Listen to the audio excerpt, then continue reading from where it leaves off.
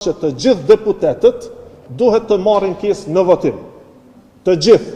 I takon deputetit që të përcaktohet a do të votoj për, kundër apo abstenim, siç e dini, pra kërkesa apo pyetja, çështja që është shtrua para gjykatës nga opozita është iniciuar me idenë pra që të kundërshtohet votimi i fshehtë, duke u thirrur në atë që votimi i fshehtë na qenka kundër kushtetues. Besoj gjithë keni pas rastin që ta shihni aktgjykimin e gjykatës kushtetuese të publikuar dje. Kjo është pra faqja e vendimit dhe këtu kemi tek konstatimet i kemi 2 pika. Në asnjërin prej tyre pra gjykata kushtetuese nuk ka thënë që votimi i fshehtë është në kundërshtim me kushtetutën siç po tentohet të prezantohet gabimisht dhe rrajshëm nga opozita.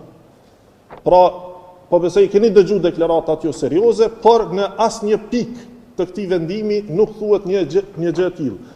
Përkundrazi, në paragrafin 141 dhe në paragrafin 180, gjykata kushtetuese vetëm sa e ka rikonfirmuar që votimi i fshehtë është njëra prej mënyrave që mund të përdoret për të votuar pra për kryesinë e kuvendit. Sisoj, ne mund të konstatojmë pra që aktgjykimi i gjykatës kushtetuese pra e lejon ose e rikonfirmon që votimi i fshehtë nuk është në kundërshtim me kushtetutën, përndryshe do ta kishim tek konstatimet këtu, por ja që nuk e kemi.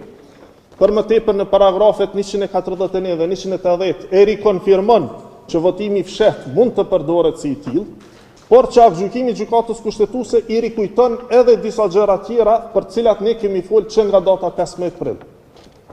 Pra, thotë që të gjitha partitë, e sidomos ato që kanë antar përfaqësues në kryesinë e kuvendit, që nuk kupton pra 3 partitë më të mëdha, si dhe subjekte tjera parlamentare që vinë nga minoritetet, nga komunitetet jo shumicë, pra duhet të arrijnë konsenzusin.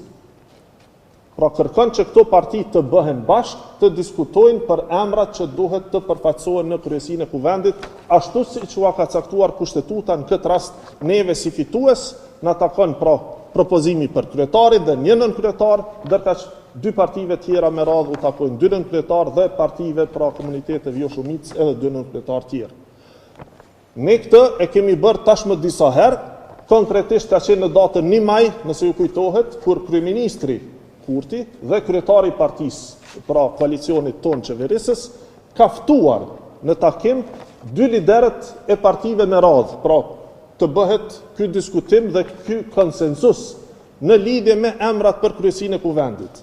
Pra ne kemi respektuar në përpikmëri me datën 1 maj atë çfarë dje ka thënë gjykata kushtetuese. Pra që subjektet politike parlamentare duhet të dakordohen dhe të arrijnë konsensus për gjetur emrat.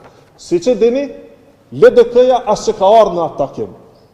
Ndërkaq PDK-ja ka ardhur, por ka qitë kushte në raport me emrat. Pra që me propozimin tonë, ndërkaq sa i përket emrit të nënkryetarit të tyre, kanë pasur qëndrimin që nuk duhet të përzihemi sepse kanë të drejtë kushtetuese. Ndërkaq dje ne e pam që gjykata kushtetuese thotë që përderisa fituesit i takon të ftoj palët tjera për të arritur konsenzusin, partitë tjera nuk mund të bëhen bllokuese në përcaktimin e emrave, ngjashëm siç ne, si parti fituese, nuk mund të bëhemi bllokues në përcaktimin e emrave për pozitën e nënkryetarit. Pra me datën 1 maj, LDK ka shkelur kushtetutën duke mos ardhur në takim, PDK ka shkelur kushtetutën duke tentuar të ndryshohet parimi mbi atë se cilët emra duhet të propozohen. Dhe parimi i tretë, ajo çfarë nëse mund ta përmbledhim aktgjykimin e djeshëm të gjykatës kushtetuese, po ashtu e rikonfirmon një gjë që kemi thënë që nga data 15 prill. Gjykata kushtetuese dje e ka rikonfirmuar që të gjithë deputetët duhet të marrin pjesë në votim. Të gjithë. Pra nuk mund të vihet në seancë konstituive dhe të mos votohet. I takon deputetit që të përcaktohet a do të votoj për, kundër apo abstenim, mirë po, mos votimi fare është shkelje kushtetuese.